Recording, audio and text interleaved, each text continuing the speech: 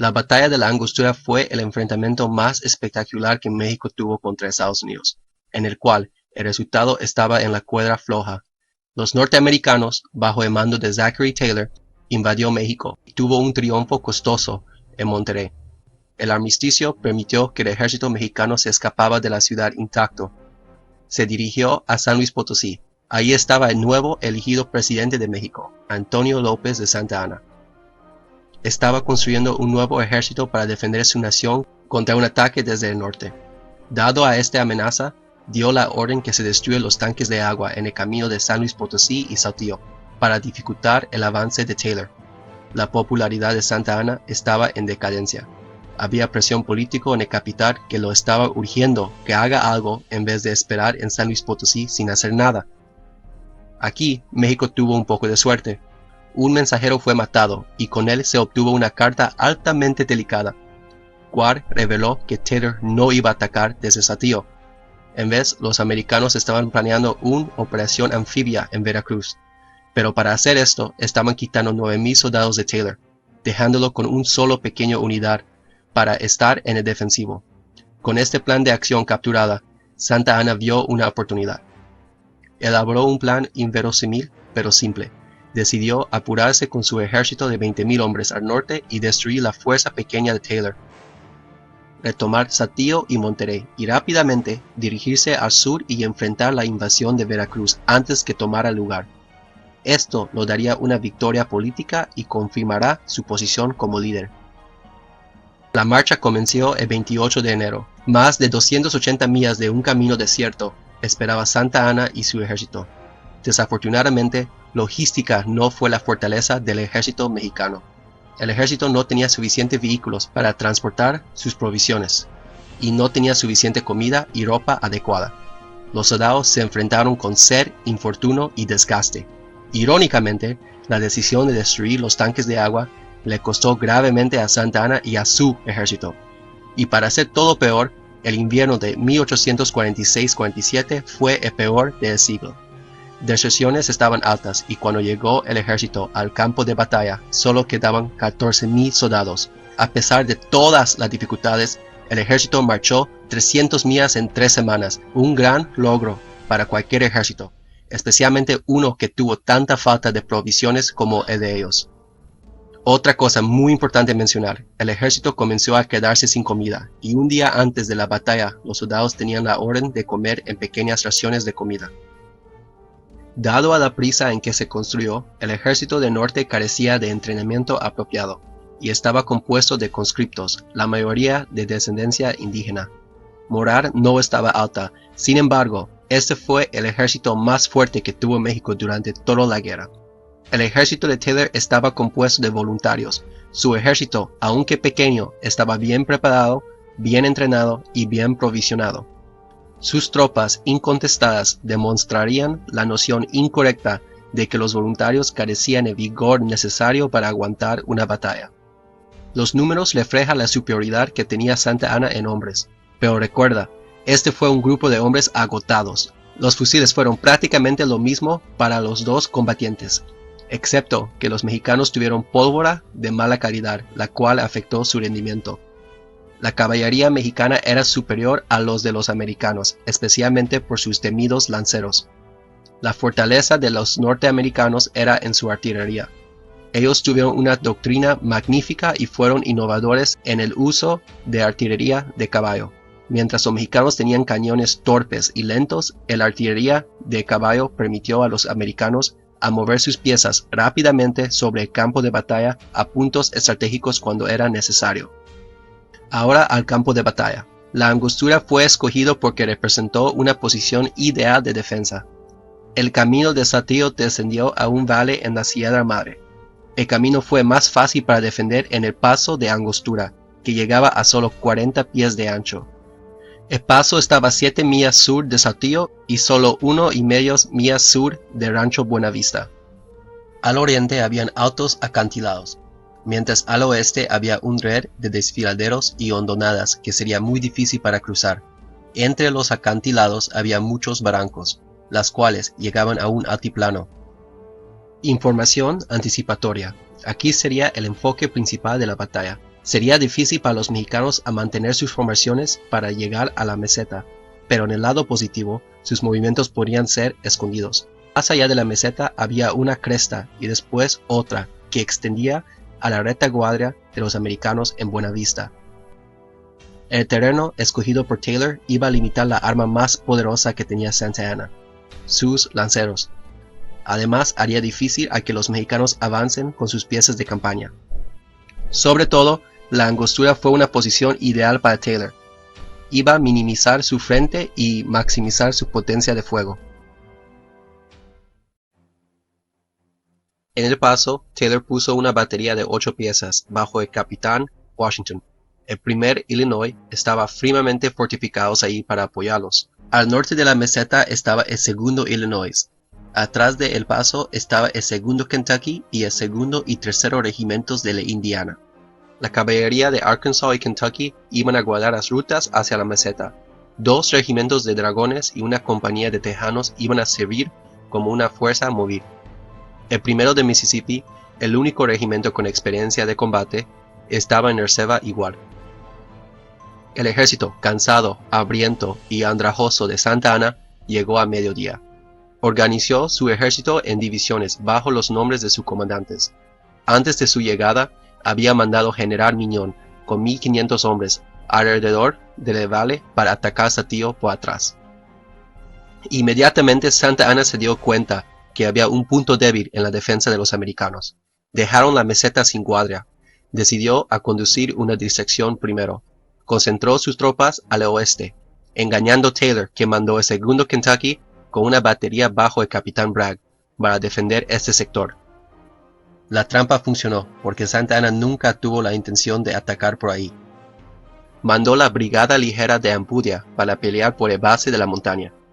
Taylor, distraído por el movimiento hacia el oeste, se dio cuenta de su error. Rápidamente mandó 2 regimientos de caballería para cerrar el hueco en su línea. La batalla comenzó a las 3 de la tarde, cuando los de Kentucky llegaron a una loma y detuvo el avance de las tropas ligeras.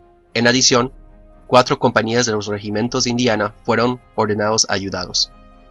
Escaramuzas continuó toda la tarde con muchas bajas para los mexicanos. Sin embargo, en la caída de la noche, los hombres de Ampudia ganó la batalla por las alturas. Fue una ventaja estratégica para los mexicanos. Ahora ellos tendrían el terreno alto.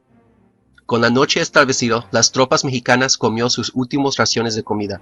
Las tropas de Ampudia fueron reforzadas y los americanos fortaleció su posición izquierda con 2 más compañías del segundo Illinois. 3 cañones de Washington fueron separados y ordenados adelante, con el segundo Indiana y el segundo Illinois, para defender la meseta. Mientras tanto, Santa Anna planeó para el ataque el siguiente día. Formó una nueva columna bajo el general Blanco, quien iba a conducir una distracción al amanecer. Mientras tanto, las divisiones de Lombardini y Pacheco, escondidos ingeniosamente en los barrancos de la meseta, saldrían y sorprenderían a las fuerzas americanas en la meseta. Una batería bajo Michel Torrena iba a apoyar este ataque. Todo esto iba a ocurrir en conjunto con el ataque de Ampudia en la izquierda flanco de los americanos. A las 8 de la mañana, General Blanco avanzó con sus tropas. Dado a la ruta restringido, marcharon en formación columna. De lejos fueron golpeados por los precisos disparos de los cañones de Washington. Bajas aumentaron rápidamente. Y ya que bote de metralla fue disparado, junto con una descarga de fusiles, la columna se retiró en los barrancos de la meseta para protección. Aunque solo fue un ataque para distraer el lado derecho de los americanos, las tropas de Blanco sufrieron grandes pérdidas en este asalto. Ahora fue obvio que Santa Anna no iba a cruzar los barrancos profundos del oeste. Entonces el regimiento de Kentucky, junto con Bragg, fue ordenado a fortificar la meseta.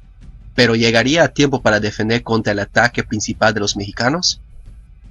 Mientras el ataque de Blanco se desarrolló, las tropas de Ampudia atacó desde el terreno alto y finalmente dispersó a los americanos. Como planeado, las divisiones de Lombardini y Pacheco atacó la meseta. Comenzaron a enfocarse en el segundo Indiana, aislado con solamente la batería de O'Brien. 4,000 hombres contra 400. Los Indianians mantenieron su calma y orden al principio, pero pronto el fuego de fusiles fue demasiado y en minutos sufrieron 90 bajas. La batería de Micheltorena tomó efecto y tropas de Lombardini comenzó a dar descargas de enfiladas. El 2º Illinois llegó, pero no a tiempo para prevenir la derrota del 2º Indiana. O'Brien se quedó expuesto, pero continuó a disparar botes de metrallas a los mexicanos, rompiendo huecos en sus filas. Sin embargo, más y más hombres salieron de las barrancas y forzaron a O'Brien a abandonar un cañón. En menos de una hora, los frentes del centro y izquierda de los americanos se derrumbó. Miles de hombres y caballería comenzaron a salir en masa sobre la meseta. Todo lo que faltaba ahora sería un empuje final para conquistar la meseta. En este momento crítico de la batalla, llegó el regimiento de Kentucky con Bragg. En adición con las piezas de campaña de Bragg, había 2 más cañones. Juntos, esta nueva línea reformada con 6 cañones pudo detener el avance mexicano. Si se hubiera tomado la meseta, el paso de Angostura hubiera caído igual, permitiendo que los mexicanos sean victoriosos. Fue una escapada por un pelo para Taylor. Nota qué efectivo la artillería de los americanos era, con su doctrina agresiva de repeler asaltos de infantería de cerca. Los voluntarios pudieron conquistar terreno que habían perdido. Hasta 4 compañías de 1º Illinois ayudó y condució una carga de bayoneta a unas tropas escondidas en los barrancos.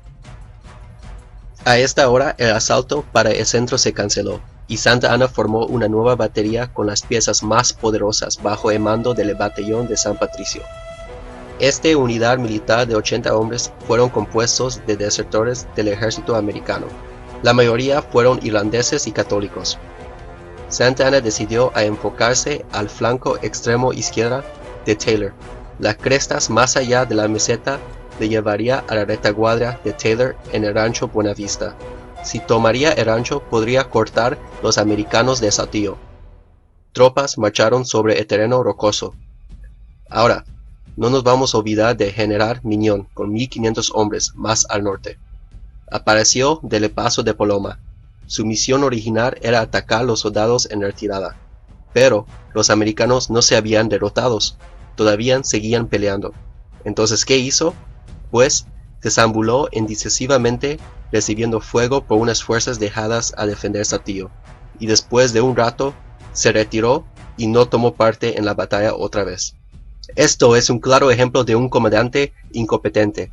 Él se hubiera adaptado a las circunstancias que se habían cambiado, hubiera ignorado Saltillo y hubiera atacado a las fuerzas principales de Taylor por detrás.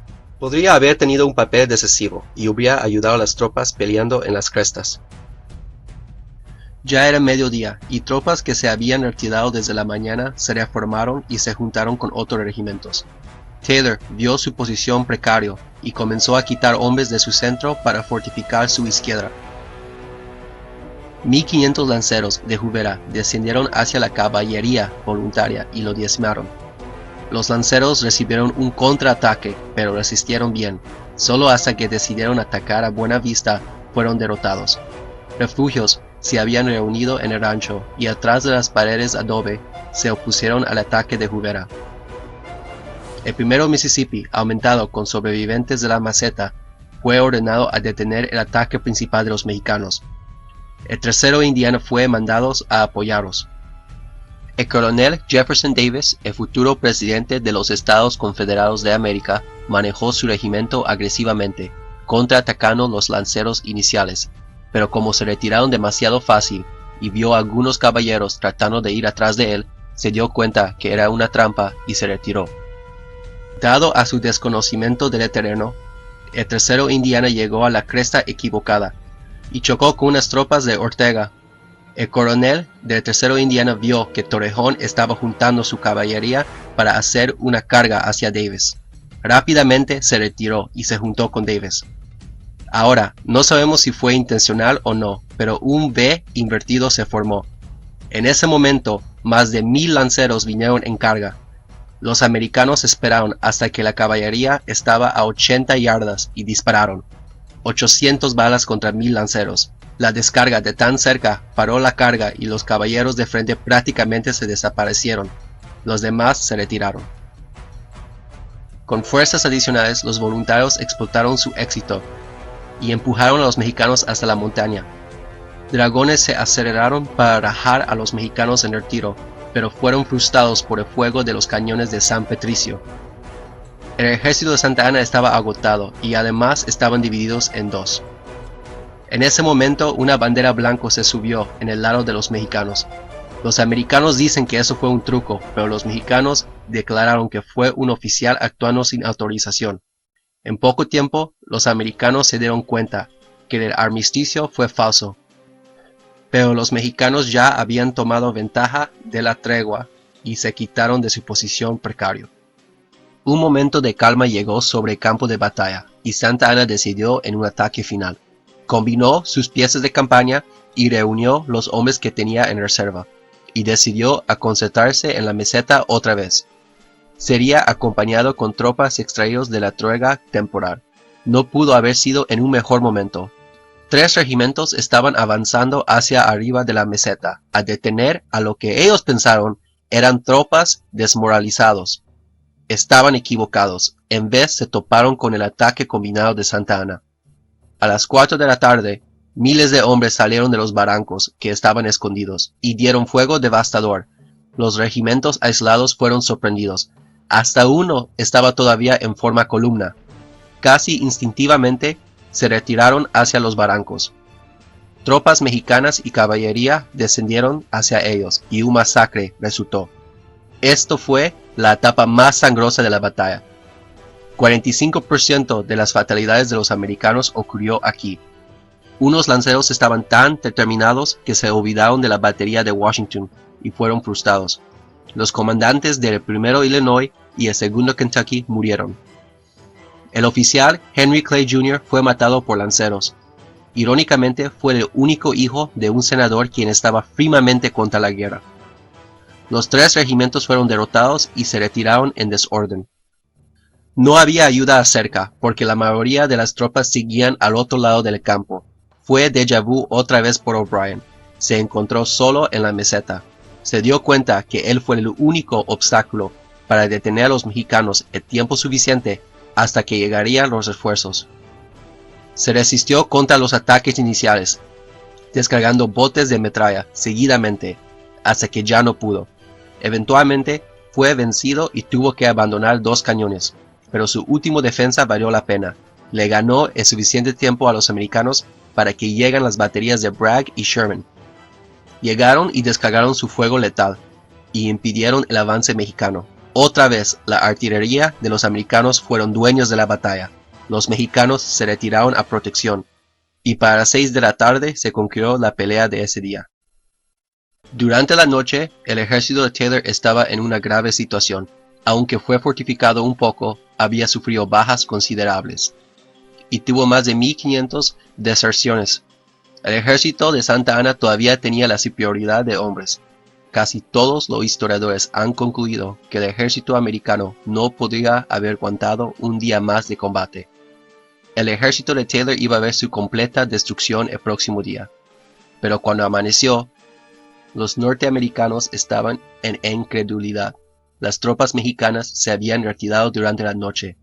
La batalla de la Angostura se había concluido. Pero ¿por qué se retiró Santa Anna cuando tenía la victoria tan cierta? Pues él revisó su ejército y vio que sus fuerzas estaban totalmente agotados. La más grande problema que tenía fue que ya no había comida. Sus hombres no habían tenido una comida completa en 3 días. Carecían de agua igual. Aunque su moral era alto, Santa Anna temió que había más deserciones y al final decidió que los riesgos no valían la pena. Además, concluyó que ya les había dado a los americanos una paliza, y eso fue suficiente por él. Entonces, en conclusión, México prácticamente ganó la batalla, pero ya no había comida. Regresó a San Luis Potosí, pero no pudo detener las deserciones. Cuando llegó a la ciudad, su ejército ya estaba a 10,000 hombres. Esta campaña había costado la mitad de sus fuerzas originales. Con este ejército magulado tenía que defender Veracruz.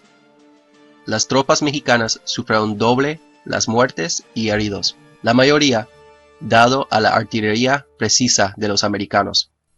Algo que vale la pena mencionar es que México pudo capturar 3 banderas de batalla y 3 cañones americanos, un hecho muy raro para la historia militar de Estados Unidos.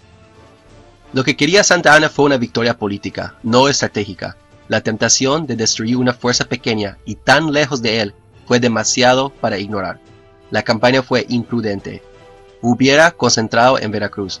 Allí sus hombres hubieran tenido más tiempo para entrenar y hubieran estado mejor provisionados. Allí hubieran encontrado un triunfo político y estratégico. Irónicamente, si alguien obtuvo una victoria política de todo esto, fue Zachary Taylor. Su popularidad aumentó mucho. Los periódicos de Estados Unidos lo declararon un héroe por su última defensa, que en realidad tuvo mucha suerte. Fue elegido el 12º presidente de Estados Unidos.